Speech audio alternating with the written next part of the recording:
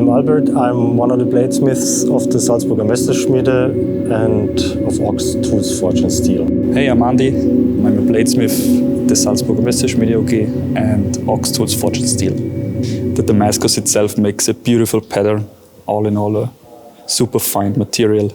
The grain is super fine, and it's not just the looks, it's a lot of work inside the Damascus. To ensure the quality of our Damascus, we use heavy machines, heavy power hammers, an 80-ton press, which makes the forging a rather quick process, and with that we ensure a high quality of the end product, because a lot of carbon stays in the Damascus billet. We start by grinding and cleaning the steel we use in our Damascus. After a degreasing process, we stack the steel, we weld the steel, and then we put the billet into our forge.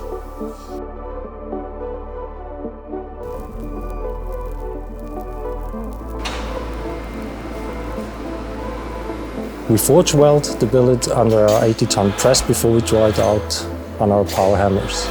After we drew it out to about 10 millimeters, we restack the Damascus billet, which means we have to surface grind all the flats again, we have to weld it again.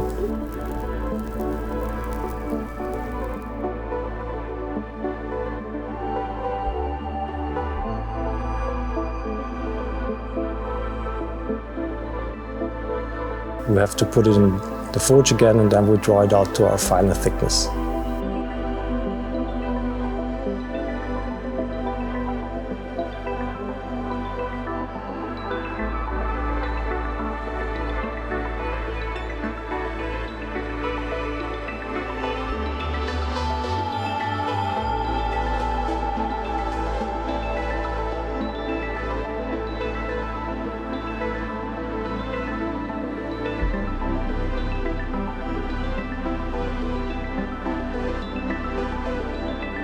For the Sphaera Damascus dials, we forge it to a thinner size before we grind it to the final dimension of millimeter or even below. Then it gets handed over to Martin to do the final work on the dial. When I get handed over the Damascus piece from Albert, the fun part for me starts. So I put it to my turning machine and turn it down to 0.25 millimeters, which is quite thin. If everything works out well, I can then sand it and polish it, so you get a first imagination of about the Damascus will look then on the dial. Then I can go for start to cut out the numerals and the indexes, and if everything works, it's again sanding, again polishing, and then the magic comes in when I can put it into an acid, and then the Damascus pattern shows up really nice.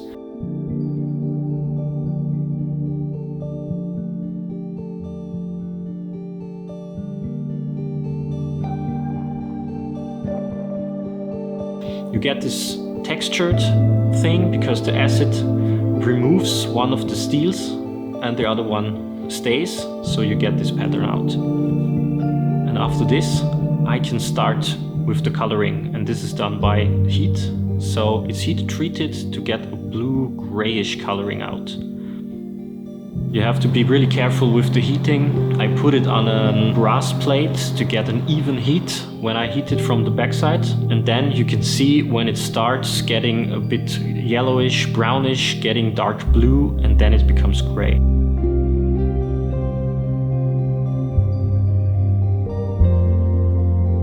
For our rare editions, we chose the La Chouperet G101 movement because it's really, really good movement, really nice decorated, has 65 hours of power reserve, and is of course a high-grade movement.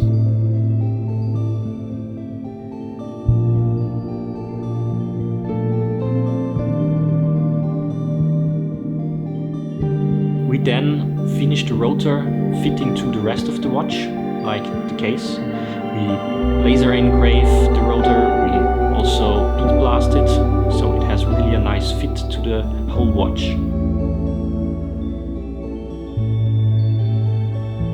Also, this is why we have an exhibition case back now, that you can see the beauty of the movement.